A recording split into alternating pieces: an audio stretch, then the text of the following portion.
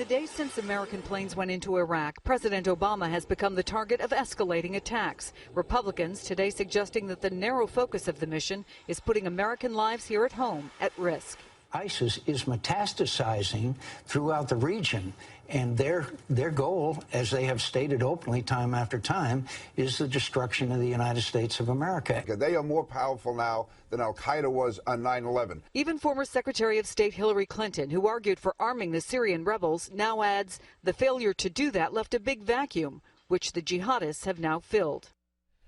America's looking right square into the gaping jaws of another long-term Iraqi involvement. Hillary Clinton continues putting space between herself and the Obama administration over foreign policy. And most critical for where we're going next, another NFL season is about to begin where all could be well so long as the hated Giants and Cowboys fail miserably in everything they attempt. Welcome to Philadelphia as we go around the dial from WPHT Talk Radio 1210. And the host of their morning show, Chris Stigall, joins the Midpoint fray. Chris, thanks so much for being here. Ed, it's a pleasure. Thanks for having me. Did I not hit it correctly, though? As long as the Giants and Cowboys are bad, life's good in Philadelphia, right? Well, sure, and throw the Skins in for good measure. Oh, okay. I forgot all. I don't know. Forgot all about the Skins, but you're right. I got to go ahead and put all the divisional people in there as well. Let's get down to the hard stuff here. What's happening in Iraq? The president right now saying there will be no ground troops. We have had people on the show today, former CIA operatives and strategists, who have said to us flat out, look, you have to get serious at one point or another. If you're going to do something, you have to go in. Let's not talk eliminate. Let's not talk extinguish. You have to go in and kill the enemy. And even the CIA operatives that we've had on it said you have to put people on the ground. What are the people in Philadelphia saying now about the possibility of being tossed right back into an Iraqi war?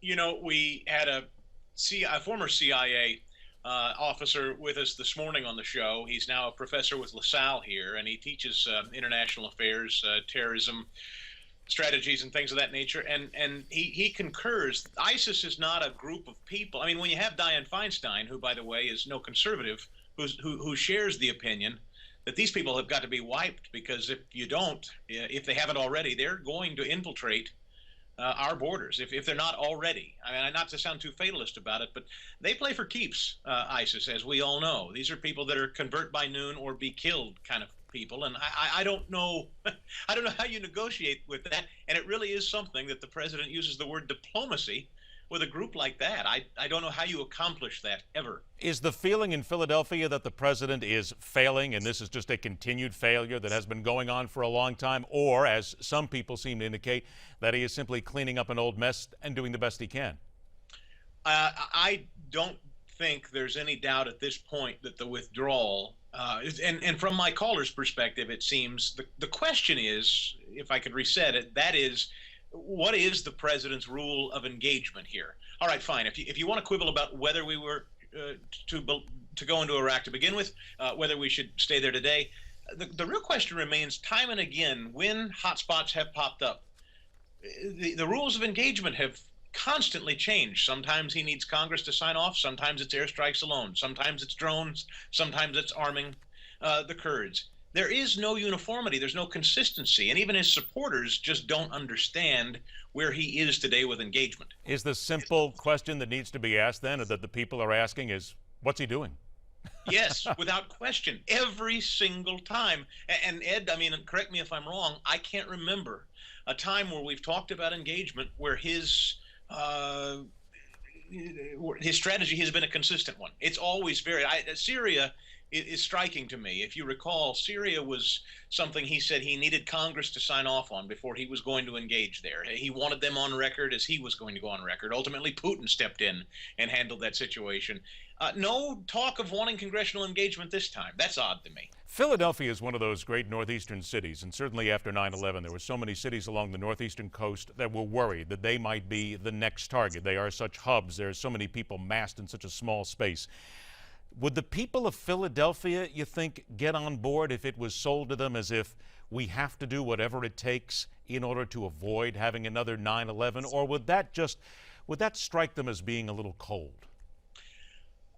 You know, it's not too far down the road. In places like Pittsburgh and Allentown, you're reading these stories of ratios of illegals that are now being, is, you know, that's a somewhat unrelated story, but related. No, but it is related. You're right. It is related into the whole concept of what we're talking about here. People basically getting free access into America.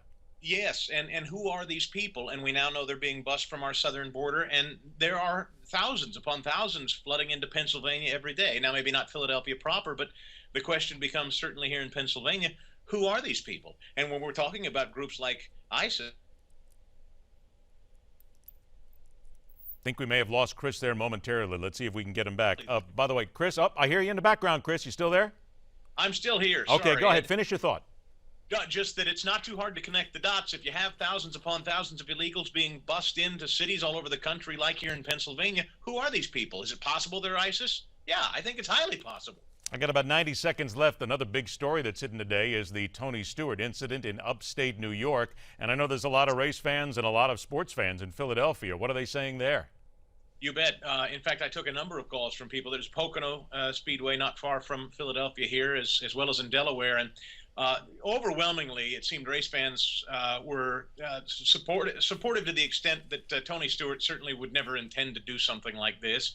I'm not a huge race fan myself, but I was fascinated and have to ask the question. I think it's sort of textbook. You don't get out of the car, do you? And no one ever wants to make light of a loss of life, but getting out of your car in the middle of a race seems ill-advised, and that was a tragic mistake I think that driver made. Yeah, it certainly was. Those who know the sport will tell you you don't do that, and it certainly is interesting to see a lot of the media right now who are just getting it wrong. I don't know how they're covering it in Philadelphia, but so many of the TV stations and the different websites, they're just loading this up with hyperbole, and it just doesn't really help matters any at all. Well, to assign something like that, murder really is what you're talking about. That Tony Stewart murdered a man. I mean, that's a long walk for me. I don't know about you, Ed. Yeah, no, I don't think. Come on, that's.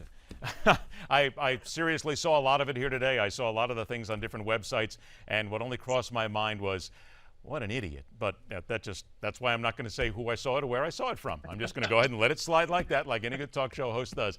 Hey, Chris, we're all out of time, unfortunately. Thank you so much for joining us. Please join us from time to time again. We'd love to have you back on Around the Dial. My pleasure, Ed. Thank you. All right, Chris. Good luck with the show. Chris Stigall on WPHT, 1210 in Philadelphia. Good morning show.